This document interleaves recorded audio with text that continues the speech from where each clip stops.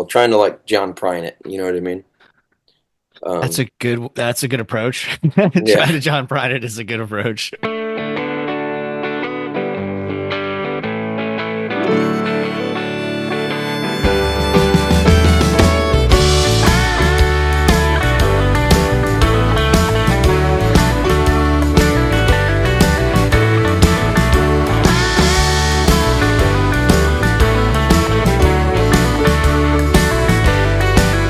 Well, you're out all night with the boys in the band. Welcome to the Marinade, a free-flowing conversation about the creative process with creative people. Each episode, we welcome musicians, actors, comedians, authors, visual artists, filmmakers, anyone who creates art to talk about how and why we make stuff. This is episode 181, and our guest is Nick Gusman. Nick is the frontman and principal songwriter for Nick Gusman and the Coyotes, whose latest record, Lifting Heavy Things, is easily one of my favorites from 2024. He also has wonderful solo work, including an acoustic solo record on the way this summer. Nick's songs paint immersive scenes that are carried along by addictive melodies. This was a blast to make. We really connected, and it's my pleasure to bring you my conversation with Nick Gusman. City adores you. Yeah, you ride around town, they wave and pay their respect. You give them rock and roll, they give you drugs and sex. Slow down, Katie. Nick, you got me? Katie, slow down. Yeah. Awesome. Hey, man. Yeah, slow down. How's it going? Can you hear me well? Yeah, you sound good. Katie, slow Cool. Good, man. Good, thank you. Just feeling for you and the weather that you're dealing with. I've got the windows open. It's 70 degrees outside. Man, check this out. Can you see? Holy shit. I don't, okay, so I'm curious about that because I It's just got really, I mean, it's pouring down. Yeah. I'm curious about like I didn't think we were going to talk about the weather, but Yeah. riveting podcast, guys, everybody listening. But I am sort of curious because I just got back from Nashville and it didn't snow, but it was like in the 20s at night.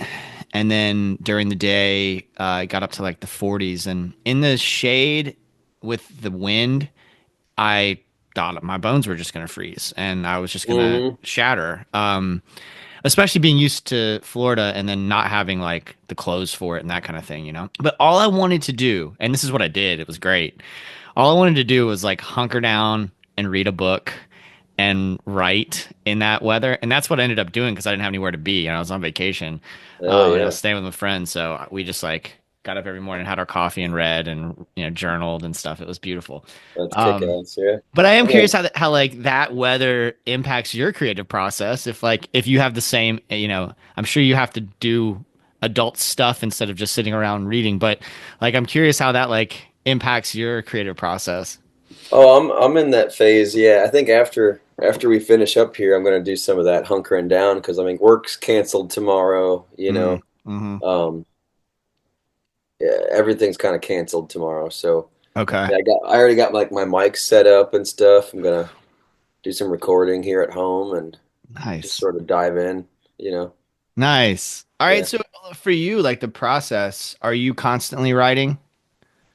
Mm, I wouldn't say like writing, but I'm constantly like when I used to like I guess I can explain it like this. When I used to skateboarding was like my life a long time ago, Hmm. number of years ago, and I saw the world like always like there was always like a spot, you know what I mean? I was always scanning, and I'd see Mm-hmm. everything like that.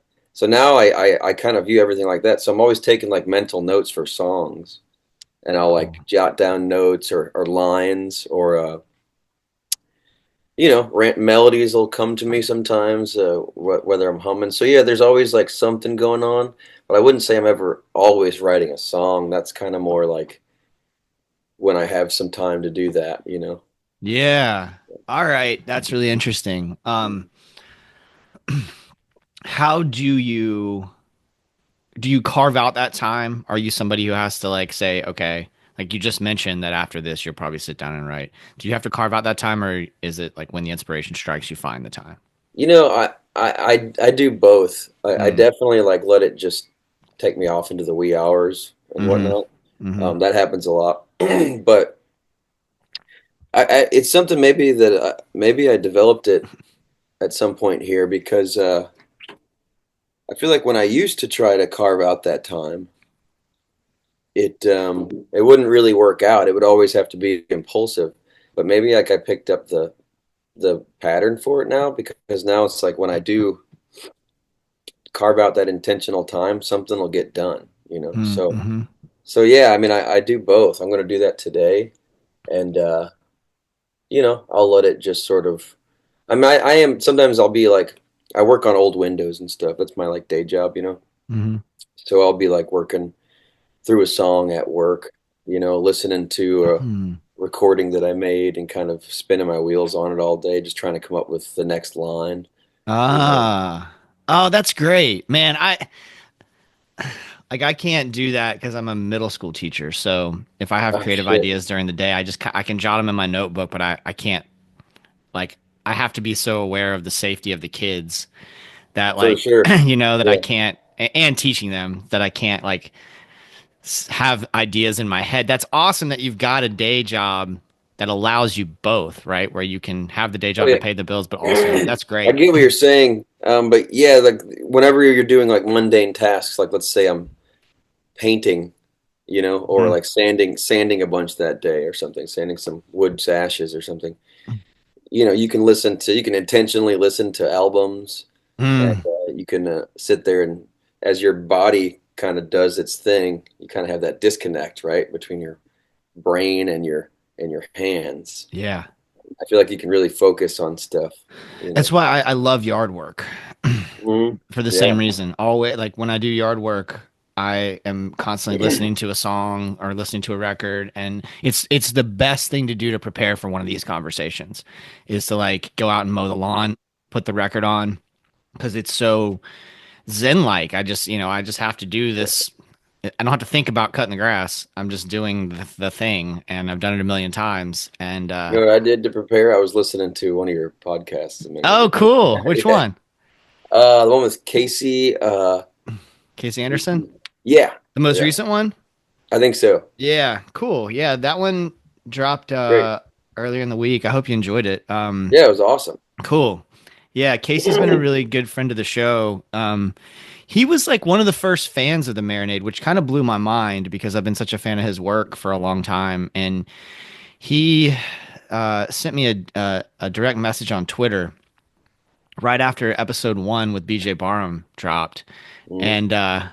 and he was like, "Hey man, I'm Casey Anderson. I write songs, and I really like your show." And I was like, "The Casey Anderson?" And he's like, "Yeah, that's me." And so we've kind of like that was 2017, so we've kind of become buddies since then. And he's been on Wow. the show 3 times. It's really cool. The show's brought a lot more than I ever expected. I was reflecting on that recently. I went to Grimey's when I was in Nashville, folks listening to the Famous Record Store, Mhm. and I was going down the aisles and I was like, "Oh, they've been on the show. They've been on the show. They've been on the show." It was really cool. And then I That's went wild. downstairs and they had the books. I was like, "Oh, they've been on the show. They've been on the show." So it's like staring at Todd Snyder's book and just thinking about like I got to sit down with Todd Snyder. It's just been Todd was like, on the show. yeah, Todd was on the show. Yeah, yeah. Damn, that's cool. I know it was. It's probably the one that I noticed that I was just checking. I don't look at stats very much and that kind of thing, but I was just looking at him today, just out of curiosity. And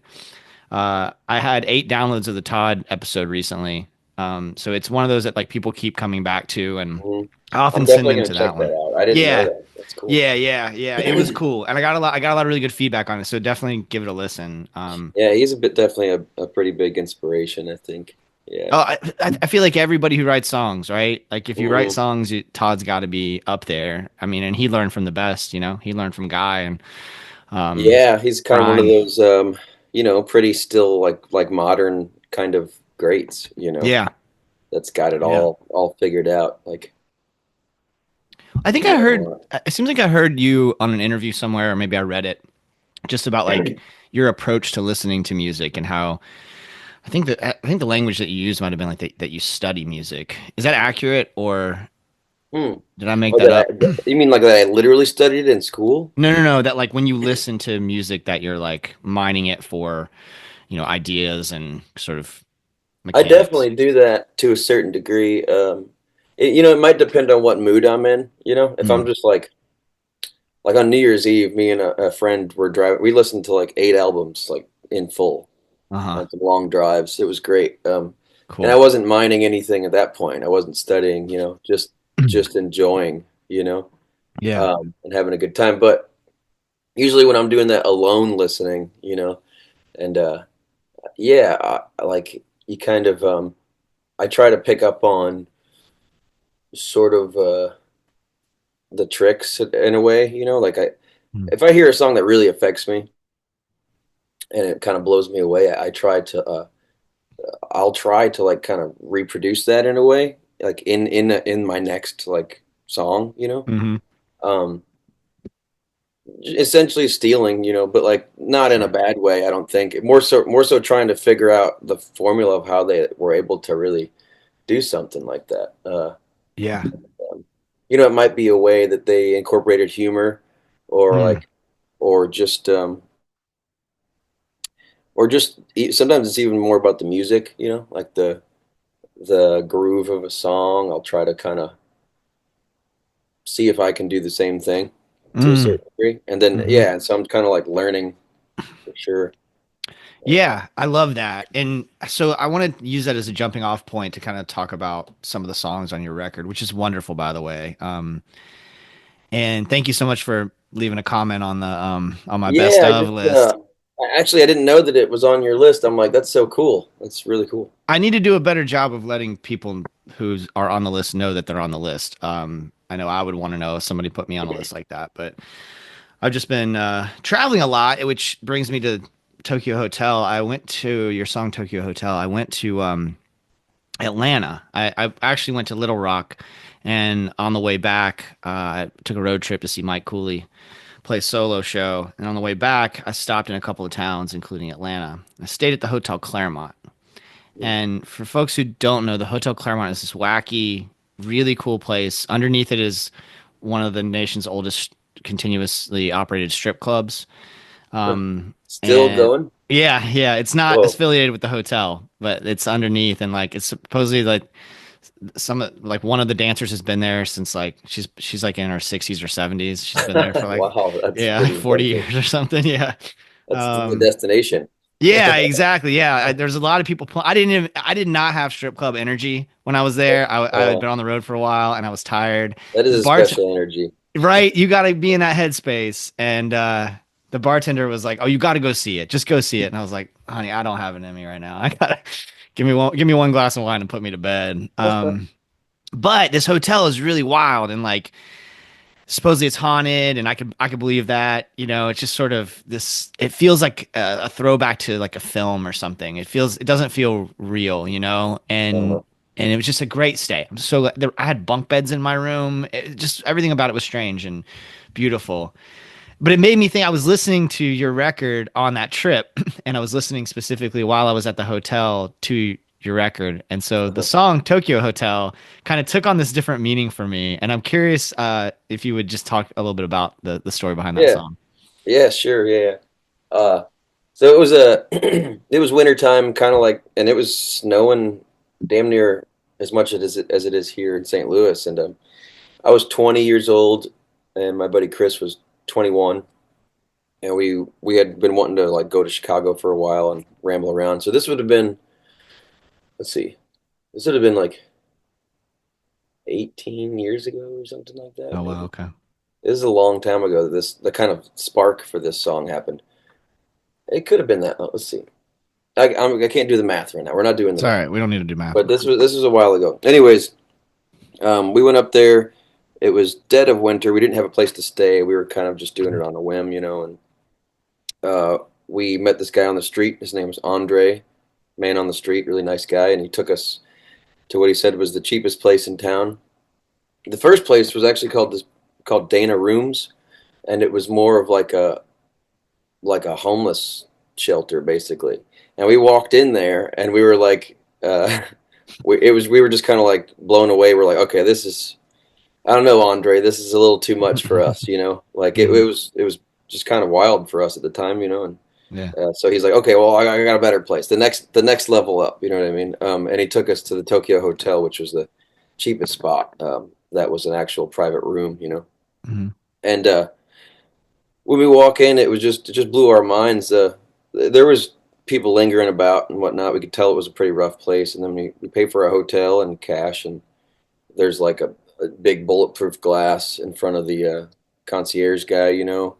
Um, Everything inside is like, I mean, I'm not even playing when I say like, you know, you're in like this dark, dimly lit place. There's like flickering lights and stuff. I mean, it was just weird. The hotel was the elevator was made out of like plywood on the inside, just like going up, like the walls were removed. And anyways, we go to get in the elevator, and this nice lady jumps in with us, and we talk to her on the ride and talk to her upstairs. She walks us to our room, and like she really wants to come in, and we kind of have a business proposition go down and whatnot. And she's really sweet, young lady, a little bit older than us, but um, you know, she was a prostitute, and I had never met one before, you know. So that, I mean, Yeah. that another, it just kept blowing my mind, this trip, right? Yeah. And you know, in the hotel, just to describe the room to you a little bit, it was when we went to turn the corner to get to our room, it was pitch black. Like the lights were just out up there. And we like Mm. peer around and look down the hallway, and there's a light on down at the end of the hallway. This place was just scary. We get to our hotel room, and the you know, the carpets are all curling up around the edges, and the TV's chained up to the table inside, you know, so someone Mm-hmm. can't throw the TV out the window or something. I don't know. It was just the most wild place that I've ever stayed in. The Winter Olympics were on, I remember, which was pretty wild. Um, Anyways, after all that, the trip continued to kind of have that sort of pace, you know. Yeah. And I wrote down some notes about the hotel and about the interaction and conversation we had with that lady. And then I think maybe like years later, I kind of turned it into just a little bit of like of a poem, you know. Uh-huh. And it just lived there unfinished for a while. And then when we began making this record, I turned it into the song that it is now. And basically, I tried to sort of embody like tell the story. You know, you don't have that much detail to put into it, so I kind of chose to focus on the woman and Mm-hmm. somebody who has actually a fond memory from there to Mm. kind of contrast, you know, that griminess of it, and then like this sort of a beautiful tale, like a I guess I put it as like a unexpected love in an unforgiven place is kind of what I kind of ended up vibing with, you know. Oh, that's So I don't know beautiful. how it turned into that, but I felt like that was the best way I could describe the place in a song, you know. I have a couple of questions about that. One, were you writing songs at the time, like when you visited the hotel? Had you been a I've been songwriter playing before? guitar for like a year and a half, and I started writing songs pretty much immediately after I started playing. Cool. And you know, it was something. I guess that was the reason why I started playing guitar. It seemed like was to write. So that just started coming. So yeah, I was writing. I wouldn't say I'd show many people those songs from that era, Uh-huh. but yeah, they were coming. The other question I have is I love, I have, you can see on top of the bookshelf behind me. I don't know if you can see that, but there's probably like 60 notebooks up there. And I always keep one on me. I'm always jotting notes. And sometimes once or twice a year I'll kind of just go through those notebooks and see if there's anything that, any inspiration, maybe a line that I wrote Hmm. down that never made it to a song or never made it to a story or Yeah, whatever. that's what happened with Tokyo Okay. Hotel, actually. Yeah, Cool. All right. So is that like a regular practice you have that you go back to those notebooks and I'd say I only do that like it is a regular thing, and I probably do it once every 3 or 4 years. okay. I'll go back, I'll dive back in like and just sort of look through stuff and pull one or two things out and like work on those. But everything in that in between that time is just new stuff coming, you know. Hmm. But I know they're mainly things too. What's crazy actually is like I don't ever really like I do that, just skim through and I'll find things sort of, but oftentimes they're things that like that are always in the back of my mind Mm, that I haven't forgotten that are in there, you know, that I'm like, man, yes. I want to work on that again, that Yeah. idea. Yeah. And there's still like I could remember most of the lyrics almost in my head or some of the lines, and then I'll just go through and find it, you know. Yeah, I think I do something very similar. And I think that's what that so a lot of songwriters I talk to use their phones. You know, they put notes in their phones. Hmm. I almost never do that. I will like if I have a melody, which is rare. Usually it's I have the lyrics and then I have to figure out the melody.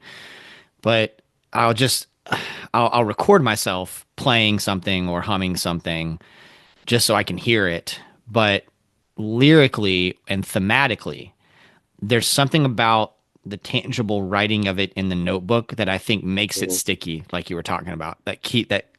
Puts it in the back of my mind. Yeah, yeah, yeah, definitely. Yeah. Um, I do both. I'll be writing things down. I do take notes a lot in the phone, but Mm. when I really write stuff, I might have a list of notes in the phone, and then I'll excuse me, I'll write it out um, really sloppily, and then I'll type it. On my Mm. typewriter. When I finally finish it, I type it on the typewriter. Um, Not on a computer, on a typewriter. yeah, I got a whole bunch of typewritten, just just no punctuation or anything. But I get all the lines out in their finished form then, and I might even edit it again, you know. But like I feel like that's when I'm satisfied with how it is done, you know. Okay, that sounds incredibly romantic to me, but why the typewriter other than the romance of it? Does it change your Um, process in any way, you think?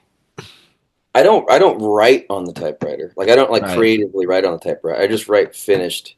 I have, but like to me, it's like I don't know. I can't get it out quick enough, or it's just kind of a waste. Yeah. Um, but I don't know. I think to me, it's like a finalization process. It feels like I've finally completed a draft, Yeah. and it looks nice. And I bring them to shows too, and put them on the music stand. And I'll if I don't know them completely well by that time, I'll do that. I did that the other night. I brought a bunch of sheets and just typed songs, and I put it on the stand, new ones, and then I'll just read off of them and play the music. You know. Very cool. That'd be a fun thing maybe to like even sell to fans. Your Hmm. typewritten, how people I've do thought of handwritten that. lyrics. Typewritten lyrics would be pretty cool. Yeah, I've thought of maybe typing some up for a special. I have sold. So when the second record came out, I'd like to do it really for all three albums. Have a booklet, but I took photos of the typewritten drafts and stuff, Hmm. and then put them into a booklet, and then sold the Cool. booklet as like a lyric booklet, you know. That's fun. Yeah, it was neat. It had pictures in there and stuff too. Yeah, that's really cool. With Tokyo Hotel, I want to kind of dive into sort of your process a little bit deeper. Like Mm, thinking about that song, I know one thing. I think I finished the song yesterday, but I haven't played it for anybody, so it's not done. And I'm gonna play it Wednesday. hmm. Um, but it has a chorus, and very few of my songs do. I don't know what it is. I don't know why I can't write choruses. It just I don't know. It just doesn't make sense to me for some reason. My brain doesn't work that way. And Tokyo Hotel doesn't seem to really have a chorus. So I'm No, curious, like how conscious you were of that in the writing process. um, that's a good question because some songs only it feels like they don't really want a chorus. Like Mm, I can't really picture a chorus for Tokyo Hotel. Um, because it's just more of a narrative, and then sometimes it might also have to do with if you're choosing to like every verse ends with Tokyo Hotel, you know? hmm. Like there's a hooking line at the end. and they all follow that rhyme scheme. So it just seemed like sometimes maybe it matters how you start the song. You know, if you're wanting to have a chorus, maybe don't do that or something, you know, Uh-huh. to put such a strong hook at the end of each verse, you know, because it kind of ties it all together. There's no need almost to do a chorus after you make that statement, you know, at the end of the. I like that approach. And But yeah, it's just, so I guess I don't really have a specific answer. I guess I'm saying sometimes maybe it's just chance and how you approach the writing process from the beginning, you know. yeah. I could have left out that rhyme scheme and left out that hook of tying in the Tokyo Hotel every single time. And that probably would have opened up a space to have a chorus talk about the hotel, you know. Yeah. How much, okay, that begs this question for me. How much editing do you do with your songs? Uh, hmm. Man, it's all over the place. I mean, sometimes I feel like they line after line just lends itself to what should occur for the next line, and it just Mm-hmm. sort of completes itself. And there's really not much editing to do other than like little filler words, you know, maybe to take out or add in order to make it flow better for like singing, Mm-hmm. um, or take out all the jumbling words that make your mouth too full, you know. Mm-hmm. I'll do that. There's usually one round of that, always. Okay. Um, and that's almost always taking words away and trying to say a line with less filler words. Um, almost, yeah, just less mess, you know, like Yeah. kind of being more economical, trying to like John Prine it, you know what I mean? That's Um, a good approach. yeah. Trying to John Prine it is a good approach. Mm. But there's usually one round of that. I would say most of the time there's not much editing. I think they usually come out how they're going to be. Hmm. But man, there's some songs. I was messing with one the other night that I've had for, and the crazy thing is I've finished it. I thought I've finished it in like three different ways, and I've never been satisfied with how it turned out. And now and it's been through different grooves, and now it's almost turning into this funky sort of band based, like groovy sort of almost blues form. Mm-hmm. And I'm having to like alter the verses and change things around. And so, I mean, some of them will last for years that you will keep editing, I guess, for me. But most of the time they come right out, you know, they just come out. Yeah. Yeah, similar for me. I think there are times when songwriting as a serious hobby is relatively new for me. And just in the last few years, I've always kind of tinkered with it, but I've taken it seriously in the last few years. I try to write a song, at least a song a month now. And and I've been successful at it. I've been able to write, and I'm getting better, right? As a result, like I'm really proud of the work Yeah. that I'm doing now. And I look back at some of those songs I wrote 2 or 3 years ago, and I'm like, damn, you've come a long way, buddy. Like this is, Hell yeah. this is so much better, and it's so rewarding to see You that have to send me progress. some of these, send me some music. I haven't had a chance to check any out yet. Cool. Yeah. I mean, I don't have anything recorded. I mean, I can send you like voice memos, that kind of thing. But I would love to hear that. Yeah. cool. Yeah, I'll do it. A couple of the things that recently I've been writing, I've just found a lot of inspiration, and I've had a clear head. I think that's the thing. That's the biggest thing for me is the one thing I'm learning. Like most of last year, my head was all muddled. I was struggling. My heart was muddled. My head was muddled. Mm, And in the last few months, I've really had a clarity. And when I sit down to the page now, I know what I want to say and I know how I want to say it. And then that's cool. it's fun, right? It's a Mm, good headspace to be in. But the editing thing I'm noticing because I've gotten better, I'll go back to old songs that aren't as strong and I'm able to edit them and make them better. And that's a fun process too, right? Like going back to mm, those old songs and going like, oh wait, now I know more and I have more experience, so I can go back to that old stuff that had like the bones of a good idea, but that needed this version of me, right, to sit down to the page. yeah, yeah. That is fun. I find that I feel like that happens sometimes with the band aspect of Mm, a song. I'll bring a song and we'll start learning it as a band, and it'll yeah, a lot of times it's more the arrangement, but sometimes the lyrics get edited too, just to kind of fit the new arrangement, you know. You do that editing, or band members like make suggestions? Not for the lyrics usually, but for the arrangements, a lot of the band will, you know. Hmm. It's things will change key, things will change speed, and like, and there'll be bridges and stuff like that, like added, Hmm. and yeah, which is really fun. Yeah, that is You know, fun. 'cause Okay, cool. So, it'll be a song that's years old actually that I'll like, you know, decide like, okay, I'll bring this one to the band now, and all of a sudden it changes, you know. yeah. Have you had the same band for a while? Am I right on that? The lineup has changed Okay. a little bit. Um, there's been two band members that have been there since the beginning, but like, Okay. I mean, really, Garrett's been in the band too since just about the beginning. We've changed drummers, and we've changed lead guitar players. Um, Mm, yeah, okay. So, all right. So then kind of you have a core group though. And like, yeah, we've been in a band for a while, a real good number of years. Yeah, okay. So there's a trust that comes along there then when somebody brings new ideas. I'm curious like how comfortable you are with those new ideas. It sounds like you're very comfortable with that feedback, and is that yeah, accurate? for sure. Yeah, I love it when when I get band input on songs.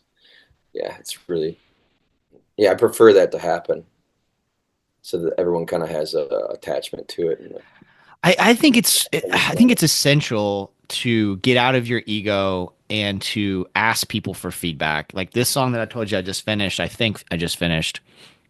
We have this monthly folk night here in town.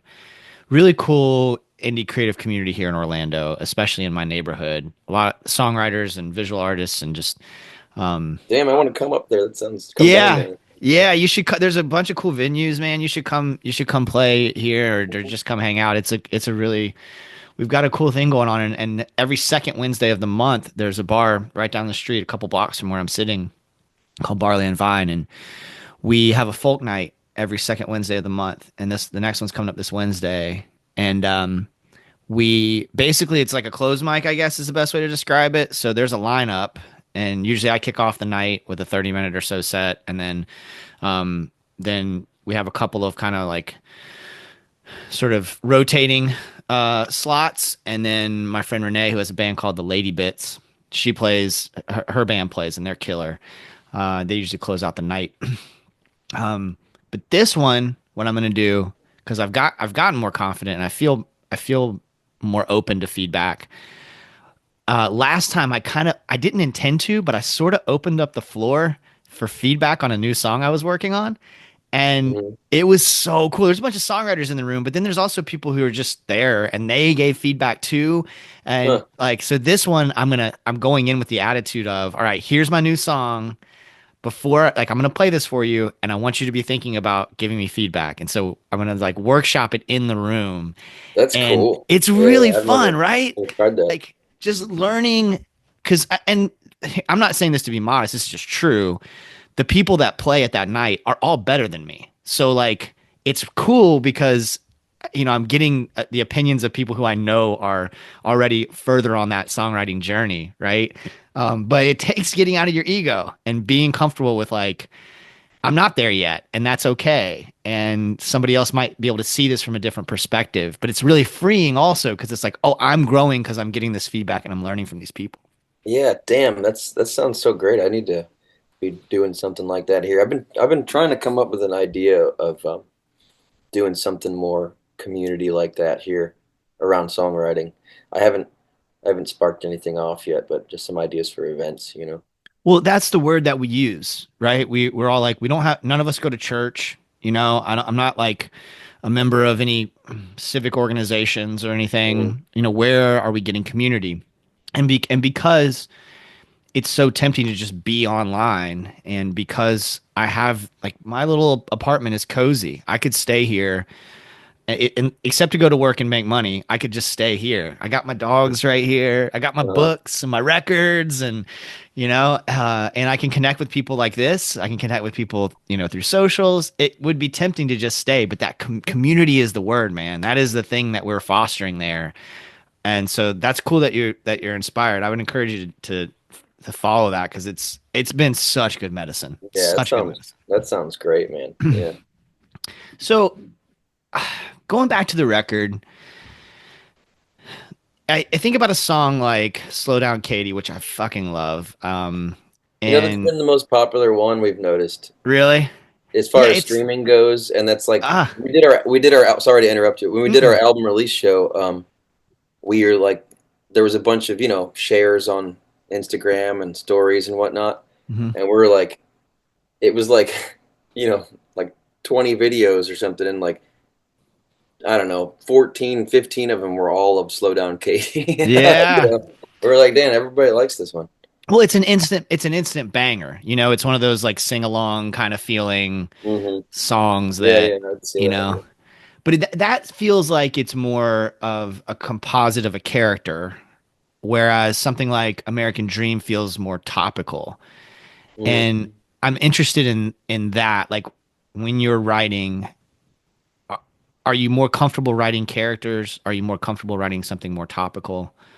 And how do you approach those different modes? Um, you know, uh, sometimes I really do like writing characters. I like it a lot. I wish Mm, I could do it more than I do. I don't I do it a fair amount, but I look at guys like Bruce Springsteen and stuff like that, and uh, he has just this huge catalog of great characters, yeah. and it's really fun for me. Wait, sorry, I've lost track. Were you saying Yeah. which one's easier, or like which No, one do I prefer, or yeah, which do you prefer and like do you approach those two modes differently? approach them differently?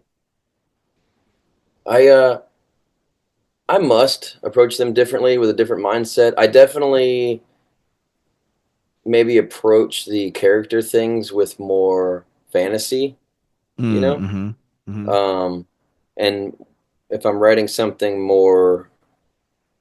more topical or self sort of coming from my own personal perspective or something, I feel like I'm more serious a lot of the time, Yeah.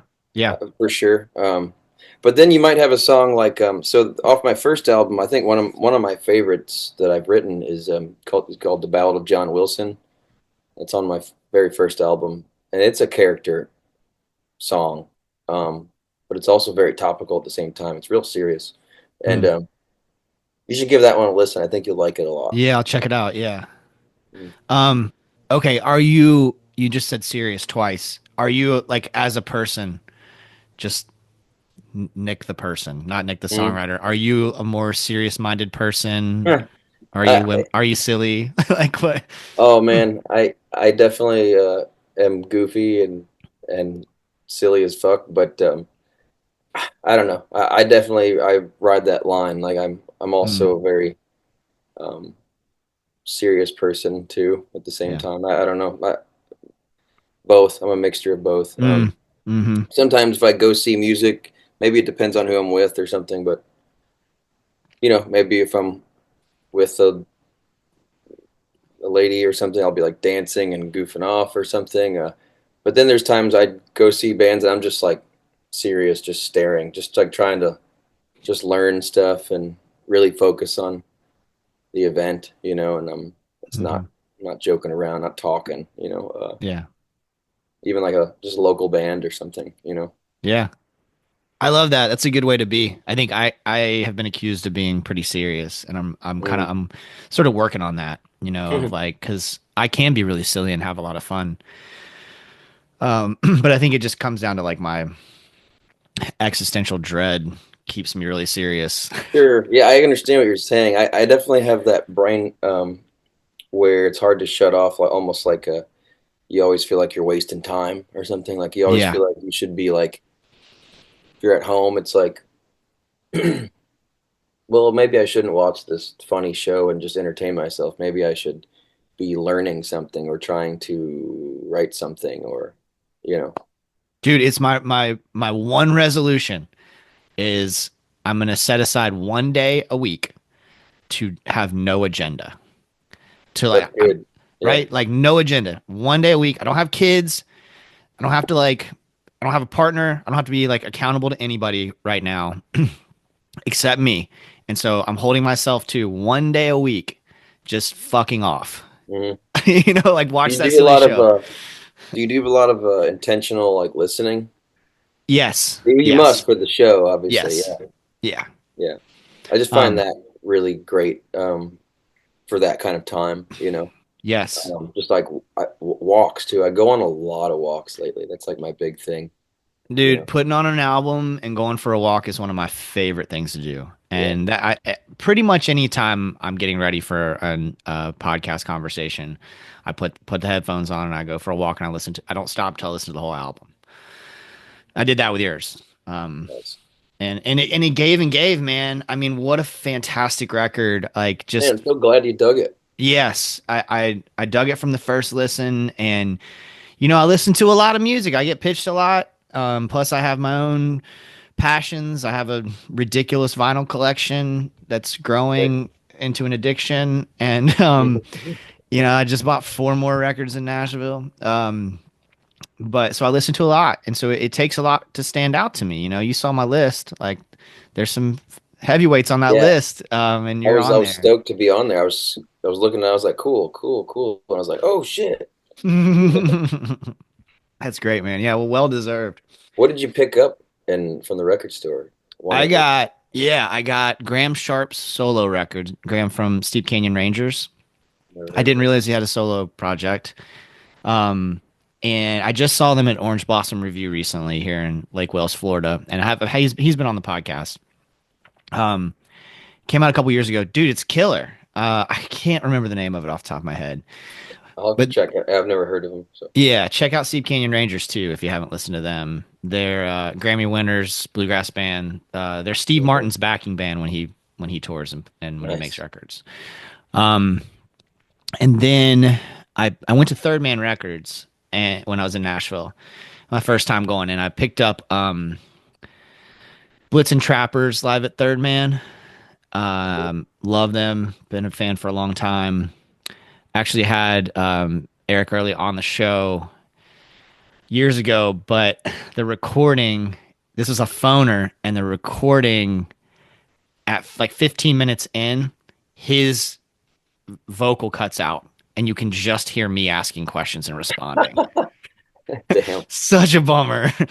So that one obviously was never released. But Redo. yeah, well, I asked for that and they never responded, so not his fault, his people. Um, then I got Jack White's Lazaretto.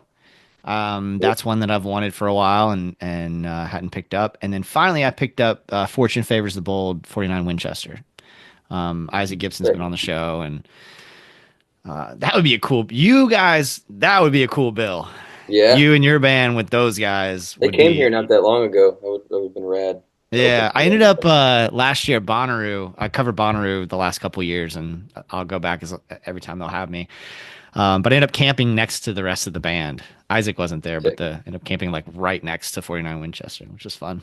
That's cool. Really cool guys. Really cool So yeah, dude. I picked up those four records, and last night just devoured them. Just sat around with the dogs, made some dinner, listened to those records. And yeah, it's just giving and giving and giving. Okay, this has been such a pleasure. I can't believe we're already 45 minutes in. Damn.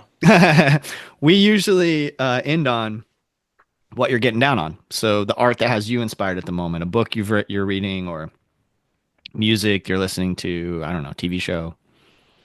Cool. Yeah, let's see. Well, I got a book right here I've been reading. Nice.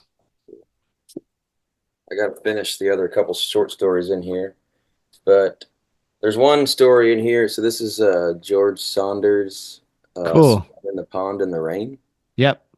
and it's a book on Russian short stories, which I had never read too much of. Um, but I think my favorite one in here is the one called The Singer, and I would recommend this story to everybody. It's so great. Um, let's see, The Singers by Ivan Turgenev. Okay. Anyway, so this book, it's really cool. It's good for writers. I feel like it. So you read the story all the way through, and then there's almost like, I mean, a lot of this synopsis where he kind of breaks down the story. He kind of takes note of certain things you might have missed. He tells it from like how he thinks they wrote it, like the perspective that maybe that they had, and then he also tells you almost like how to read it, how to really soak it all in, and just a lot of anecdotes for the story. So you really like get this big immersive view of a short story, Cool. Oh, I gotta check Yeah, that out. it's That's really my shit good. right there. Yeah, it's great. And the singers, that story just almost it's based around this small kind of rundown town, but it ends up being like the singing competition between these two guys, and man, it almost makes you cry in the end. It's so good. Cool. Um, yeah, shit. I guess I actually took a note on all the stuff we listened to the other day. Hmm. Nice. Yeah, let's see what we blew through. Here's all the albums that I listened to on New Year's Eve. How about that? Yeah, that sounds great. We listened to Blues Traveler, the album with Runaround on it. Uh-huh. This was just a fun car ride. Yeah. Does it hold Um, up? I remember oh loving it yeah, when it came I out. mean there were a few skips. Honestly, there were a few skips, but Yeah. it's a banging album. Moondance, Van One of my Morrison, favorites. All-time dude, favorites. ultimate slapper. Underrated lovemaking album, by the way. Yeah, dude, yeah, Yeah. absolutely. After the Gold Rush, in Mm-hmm. full, um, banging album. Tom Waits, Small Change, Ooh, uh-huh. and Love let's Tom see. Waits. So Bruce Springsteen, the incident on 57th Street, I think it is. I That think I was the know name of that that one. one.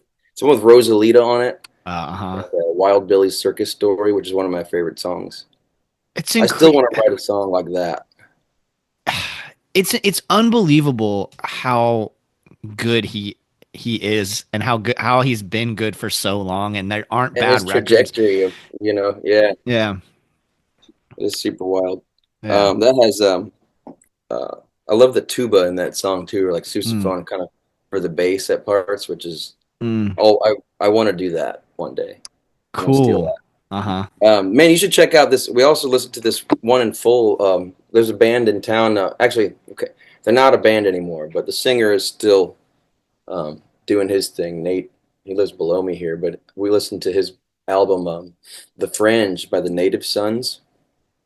I know You that will love name. it. You Okay. will love it. Check it out. Just look it up on Spotify. Look up the Native Sons Okay. and listen to their album in full. It's so good. And he's still doing solo stuff? Uh, Okay. Yeah. Inspiring album for sure. Cool. Very cool, man.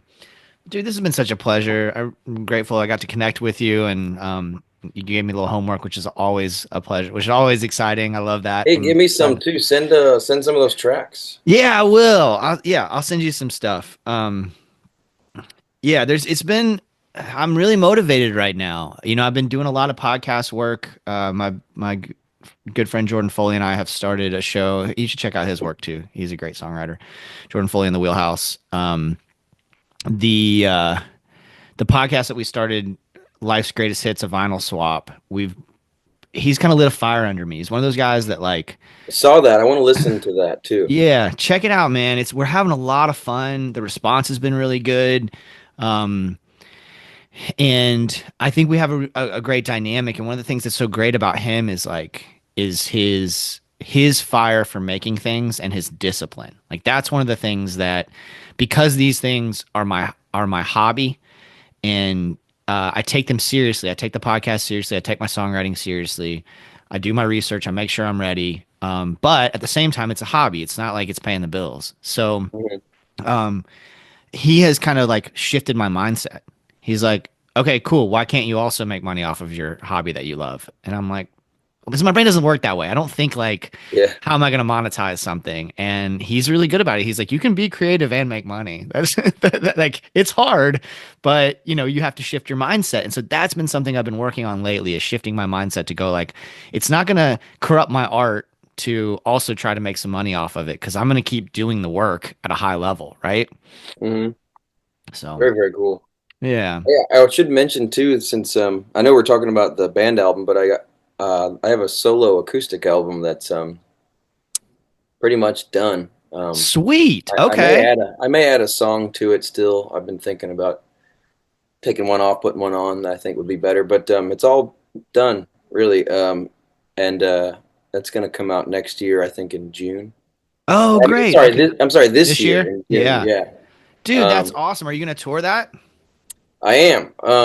Yeah, I'm gonna try to put it out at least, if not the whole thing, maybe get some singles out before I leave. And the whole month of June, I'll be touring solo in Germany and the Netherlands. And Dope. yeah, I'll be over there for a few weeks, and then I'm actually going to Ireland for a wedding. So, but I'll be over in Europe for a month. But yeah, I'll be touring that um, as soon as it comes out. Yeah. Does your work have a following in Europe? It's starting to. Yeah, this will be the Yeah. third time that I've been back, and going to some of the same places and have some fans there now. You know, it's Cool. pretty cool. Yeah. And we're actually going twice next year. So I'm going solo in June, and then the band is going back together in November. Awesome. Is there a stateside tour for the band in the works at all this year? Yeah, right now we're just doing like we just have St. Louis is such a good hub, so we get Mm. out for weekends and stuff. So we just booked some more the other night. We That's what we've been doing, just kind of like these 3 day bangers. Either we'll go to Tulsa and Kansas City that way, or we just came back from Nashville and Louisville recently. So it's Yeah. good to just keep getting around in this like little circle route. You know, it's interesting because in Florida we're so far from everybody, and I Yeah. get why bands don't make it down here. You know, like I don't blame you. It's hard to get down here, but when I drove to Little Rock, I got a really good sense of the geography and kind of the scale of things is so different. Florida's just like a complete anomaly. And so it's kind of disorienting when you get out in the rest of the country and you realize how close some of these cities are. Hmm. And It's whereas, 4 hour drives a lot of the time, just bam, bam, bam, yeah, bam. like you're in a good location there in St. Louis. That seems like it's kind of, I don't think about St. Louis as being a great place for a band, but yeah, it seems like it certainly would be. Yeah, it's also like pretty cheap here, Mm. to live here. Yeah. That's really cool. Is it, I mean, what's the lifestyle like there? Like, I mean, you're from there originally, right? Or, Yeah, I was born okay. here. Okay. Um, it's a really down home place. There's lots of neighborhoods. It's more of a drive. It's driving. Okay. There's public transportation, but it's not like other cities. So pretty spread out. Hmm. But cheap living, all brick homes around here, and yeah, it's a great place for a band. Lots of places to play. I love that kind the like that size Midwest city. I love Kansas City, for example. Mm, I like Indianapolis. I love Cincinnati. Like those size towns kind of fit me. Jacksonville is our analog here, and I live in Orlando, which I love, but Jacksonville's our analog to those mm, kind of places in my experience. And Jacksonville is like has always spoken to me because it feels like those towns where it's big enough that there's plenty to do, but that down home feel that you just mentioned means a lot to me having grown up in a small town. And so like I don't want to live in the small town because I like to be able to go see my favorite yeah. bands and I like to Have you ever been here before, St. Louis? I've only been like for the day. My ex, her family all lives in Kansas City, so we would go there pretty frequently, and we would shoot over to St. Louis for like during the day. Nice. Yeah. Yeah, If you ever up this but way, man, come through, come visit. yeah, I should just make a trip. I mean, lately I've been trying to go explore places that I haven't spent a lot of time in. I mean, Little Rock, for example, right? Like I've Mhm. never been to Little Rock, And so I next might. time you come to Nashville, like shoot over or something, and we could Yeah, hang for a day or two. that sounds great, man. Yeah, I go to Nashville quarterly, so I'll definitely holler at you and Cool. we'll hang.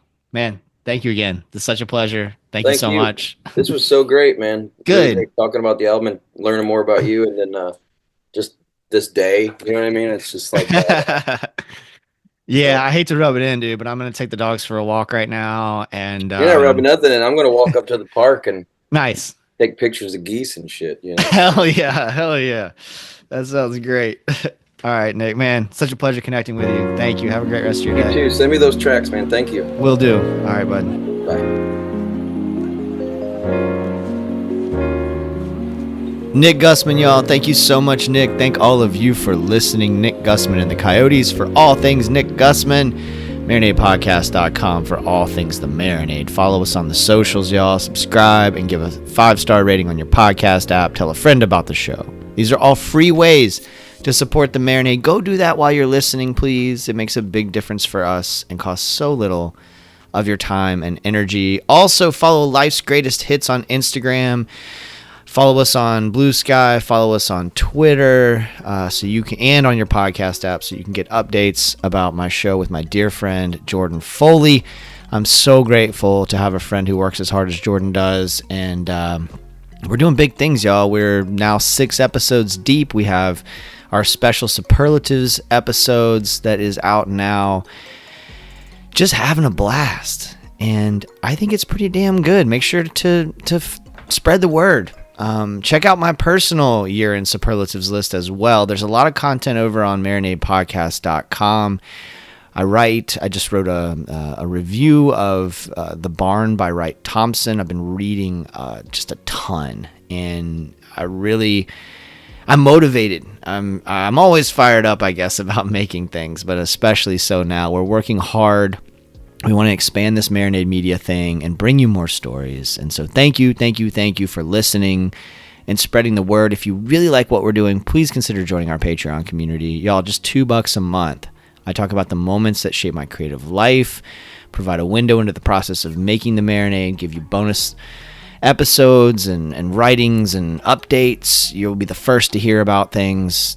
$2 a month.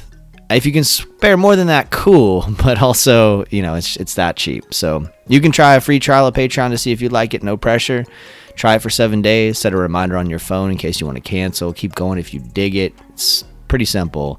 If you want to support the show financially, but you don't want to commit to a monthly subscription, I 100% get that. You can Venmo or PayPal us. It's just at the Marinade, and all the money goes right back into the show. Covering festivals, going to shows. We're going to sit down with, I can't tell you yet. I actually announced this on Patreon. So you gotta go to Patreon to find this out. But next month, about a month from now, we're going to sit down with kind of a big fish in my mind, somebody who I've been a fan of for a long time. And those opportunities happen because of the generosity of our listeners. We're going to go up to Kentucky and cover Laurel Cove again this year. Just got a lot of stuff in the works. Swanee again this year. I mean, I'm fired up, y'all. But above all, I'm just thankful that you listen, you spread the word about the show. Until next time, go out and create something. Cheers, y'all.